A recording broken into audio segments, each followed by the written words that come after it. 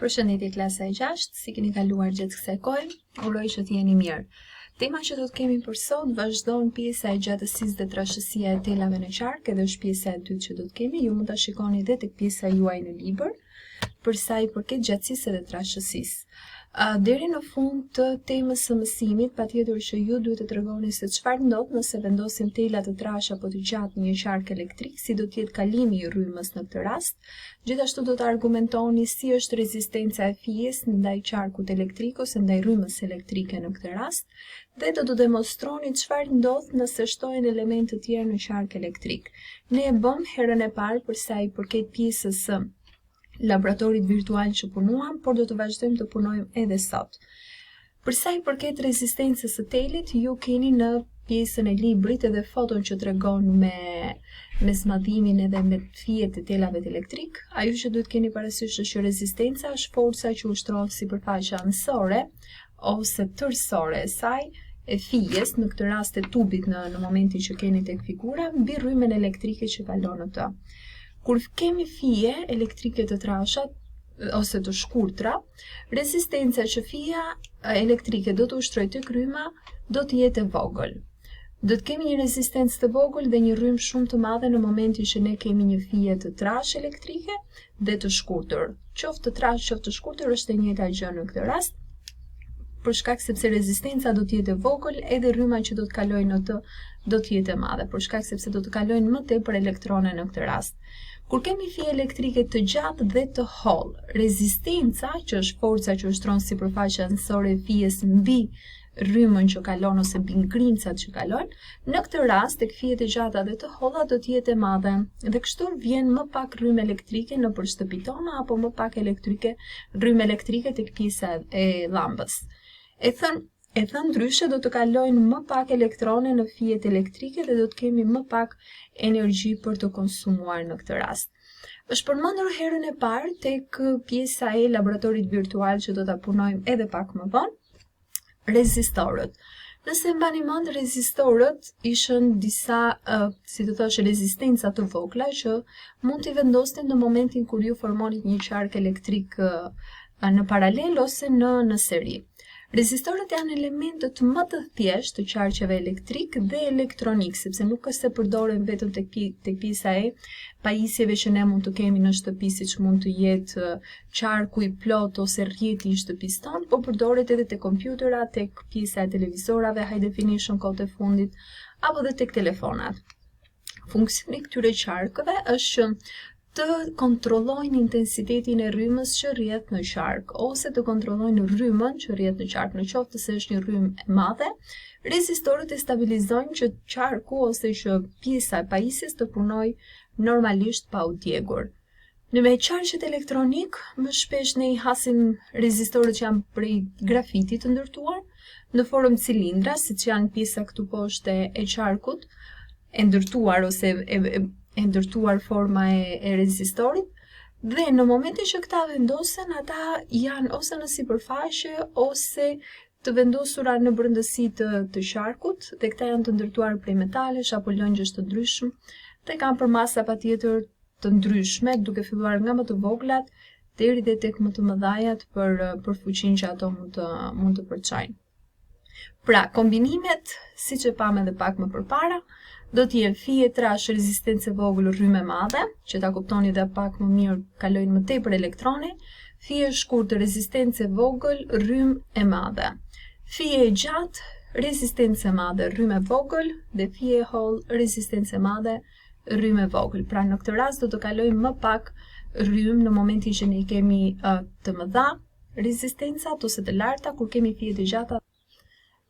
Ndërtimi i një qarku të thjeshtë elektrik, ku kemi vetëm njërin nga llampat që ne mund të shikojmë se si do të kalojë rryma, kemi vendosur një bateri e cila në qoftë se unë do ta shikoja, ka 9 volt me tension, dhe kemi dhe një rezistor në anën e parë të baterisë dhe rezistorin tjetër të vendosur. Pra, nëse unë dua të shikoj vlerat e tyre.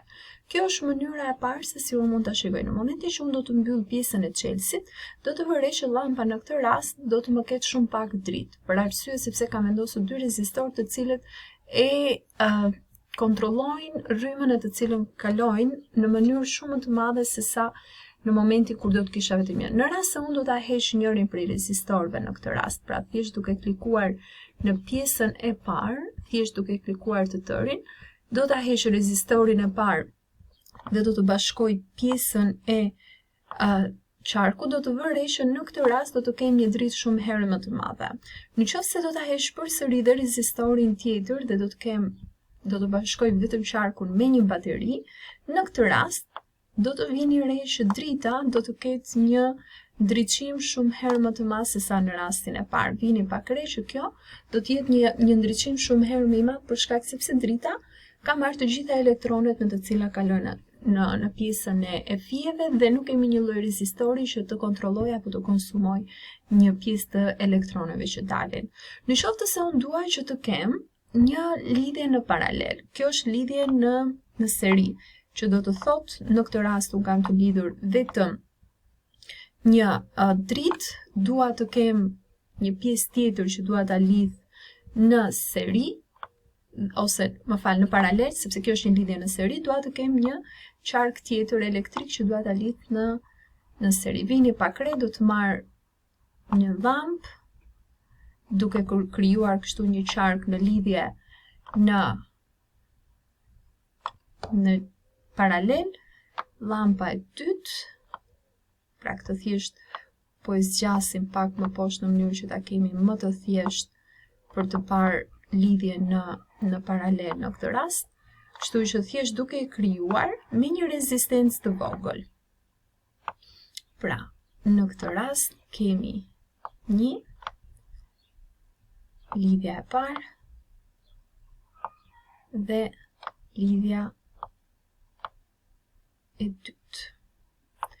Pra, unë kam një lidhje në paralel në këtë rast, ku dy prej tyre janë të lidhura në seri dhe këto të dy llampat janë të lidhura në paralel me llampën e tretë. Në momentin që unë do ta ul pjesën, do të vërej që në këtë rast drita që do të më japin llampat nuk është se do të kenë një ndriçim aq shumë të madh.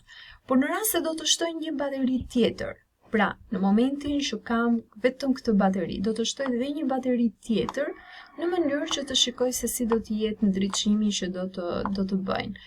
Vëmë re që do të rritet pjesa e ndriçimit.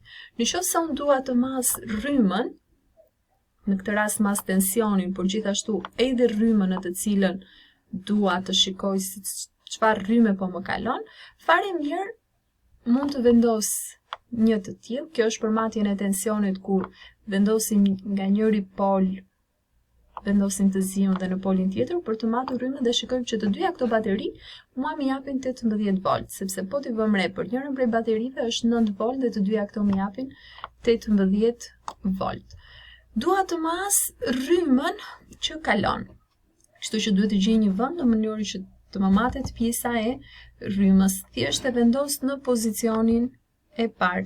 Vini pak re, unë shkëputa lidhjen e cila ishte në paralel me dy të tjera dhe vëmë re që ato që janë të lidhura në seri vazhdojnë akoma të ndriçojnë. Kështu që rryma që po kalon në këtë rast në llampën e tretë është 1.8 volt, 1.8 amper më falni, kështu që është rryma e cila kalon 1.8 amper. Në qoftë se unë do të vendosja baterin tjetër e cila në këtë rast po ta mas, do të më tregoj një vlerë e cila është shumë e madhe. Dhe imagjinojeni është gati 10.000 volt. Pra imagjinojeni që po ta vendosim të këto llampat, shkëlqimi i tyre do të jetë jashtëzakonisht shumë i madh. Detyra juaj për këtë herë do të jetë që të krijoni dy qarqet elektrik. Pra do të krijoni në laboratorin virtual dy qarqet elektrik ku një lidhje do të jetë në seri me 3 llampa, siç ishin 2 llampat e para, dhe lidhja tjetër do të jetë në paralel me 2 llampa dhe një rezistor. Rezistorin mund ta zgjidhni si të doni ju. Për sa i përket detyrës shtëpie, ne do të plotësojmë fletoren e punës në faqen 29 dhe do të mendojmë mbi temën se në çfarë pjesë të llampës vendosen tela të holl elektrik.